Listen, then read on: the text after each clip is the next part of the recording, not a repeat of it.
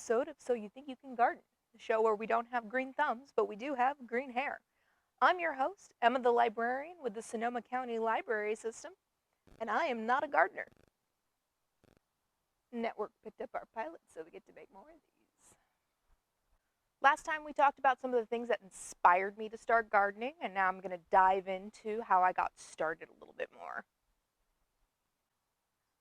I started with my library book. Right before the shelter-in-place order went into effect, I started looking at gardening books that were for absolute beginners, and that were sort of self-contained, kind of a all-in-one guide for getting started with your garden. I also wanted to dream pretty small, because while I knew that there was a whole section of yard that wasn't doing anything, I didn't want to overstep my bounds with the roommates and the landlords, and try and bite off more than I could chew in terms of dream gardens.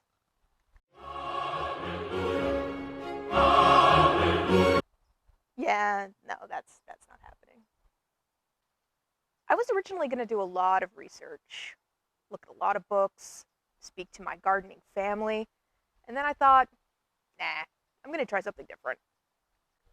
I'm going to let this one library book rule them all. This was part do-it-yourselfism, part laziness. I settled on the idea of making a shallow raised bed. I had a basic toolbox. I figured with a hammer and some nails and some dirt, put it together, call it a planter.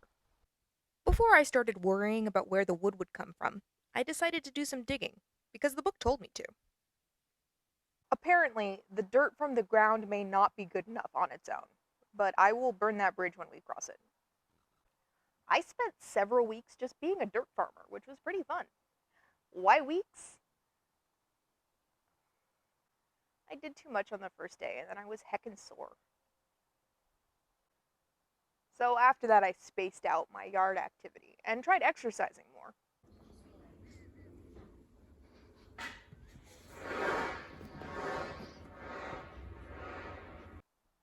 I was also trying to source my supplies from trash.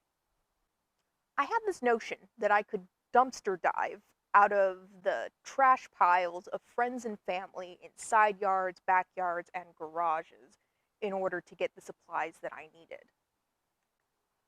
I figured everyone had a junk pile somewhere of things that they didn't really need. At least that's how I was raised. I was raised on a lot of television with sentient trash puppets. Maybe it's generational.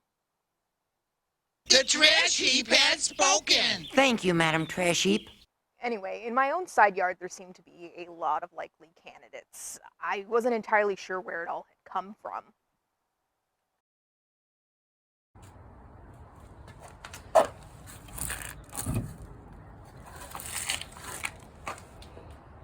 Oh, that's a nice looking palette.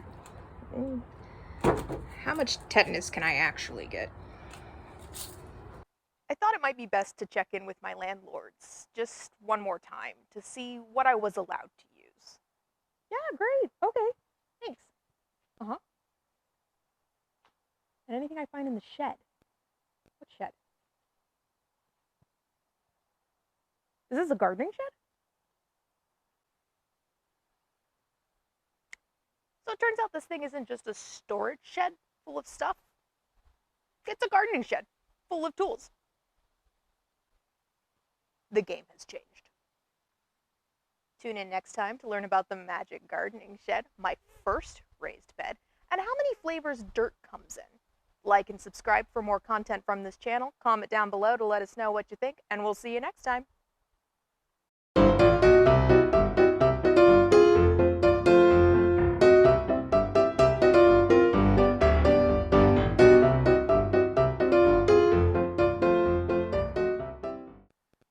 Magic gardening. Oh, wow, that is bright.